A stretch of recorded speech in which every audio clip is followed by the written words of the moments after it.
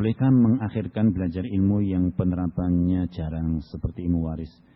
Nah, bahkan misalnya seorang tidak mempelajarinya pun kadang juga tidak mengapa ya. Artinya tidak semua itu kadang-kadang seorang punya kemampuan ya. Taib. Kemudian bolehkah mengakhirkan ilmu yang pengamalannya berat? Nah, ini perlu dirinci. Perlu diperinci tentang istilah pengamalannya berat dalam hal apa. Kalau dikatakan pengamalannya berat dalam mungkin beresiko atau pengamalannya berat karena mungkin tentang kondisi fisiknya, yang jelas bahwa seorang itu semangat belajar, mengetahui perkara, apakah perkara itu nanti misalnya dia kerjakan apa tidak, tetapi itu sebagaimana contohnya ya. Di dalam kitab fikih itu kan ada urutan-urutan. Para ulama memberikan apa? Tabwib, judul per judul. Dalam kitab judul per judul. Di antaranya ialah pelajaran yang berkaitan dengan masalah salat apa? Salatul khauf, ya. Salatul khauf itu kan dirinci. Nah, jangan sampai kemudian kita punya alasan itu kan kapan kita menerapkan perang aja nggak pernah kan begitu. Dipelajari bisa jadi seorang mungkin akan menghadapi kondisi seperti itu atau barakallahu fikum seandainya tidak pun itu ilmu. Itu apa? Ilmu wallahu alam. Seorang sebelum melakukan seorang sebelum melakukan amalnya niatnya riya. Dan ia melakukannya tetapi di tengah melakukan amal tersebut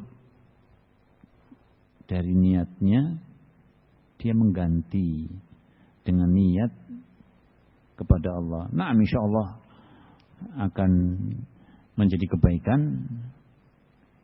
Barakallahu fikum dan semoga Allah Azza wa Jalla menerima atas apa yang dia niatkan. Bagaimana pengamalan daripada nasihat ulama isbir ala murril jafa min muallimin. Bersabarlah kamu mungkin dengan sifat-sifat kasarnya ya seorang pengajar. Apakah tetap harus sabar walaupun seorang guru tersebut buruk akhlaknya, suka marah, keluar ejekan misalnya, dan bagaimana sikap kita kepadanya. Kalau misalnya di suatu tempat tidak kamu jumpai seperti itu, mungkin kamu sabari ya. Tapi kalau masih banyak yang lain, kamu bisa belajar kepada yang lain ya. Jangan sampai ada istilah, kan ada istilah-istilah. Dan itu muncul membangkang. Saya ini, betul, saya kalau ngomong jelek, saya suka mukul, saya suka marah. Tapi manhaj saya kuat loh, kan begitu misalnya.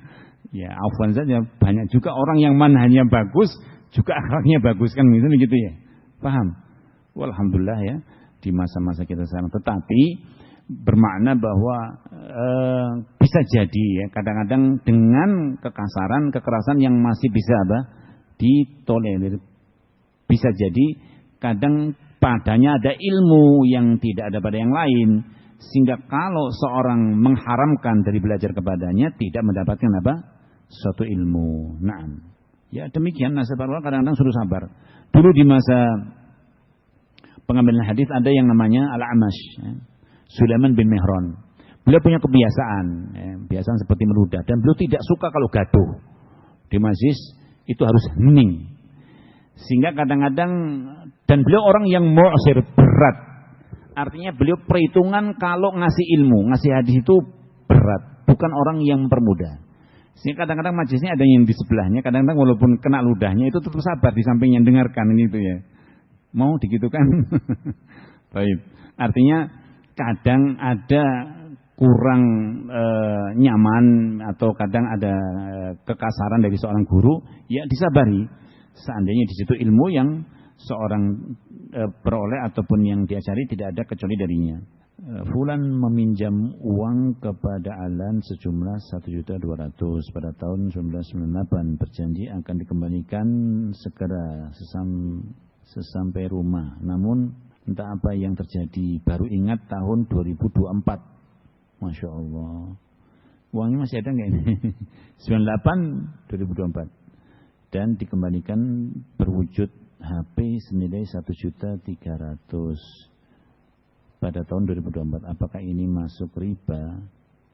Al-muhim barakallahu fikum, tentang peminjaman seperti itu, ya, peminjaman seperti itu, kalau seorang misalnya ada kerelaan, dulu minjam uang sekian, ya kembalikan uang ya, senilai itu. Ya. Adapun misalnya orang berbuat baik, ya, misal saya dulu pinjam ke antum itu 1 juta pada tahun sekian, ini kalau dikeluarkan ya udahlah, afwan ini sebagai bentuk kebaikan yang saya berikan sekian, Anda rela? Kalau rela ya sudah, kalau rela ya sudah. Al-muslimun ala syurutihim, wallahu alam.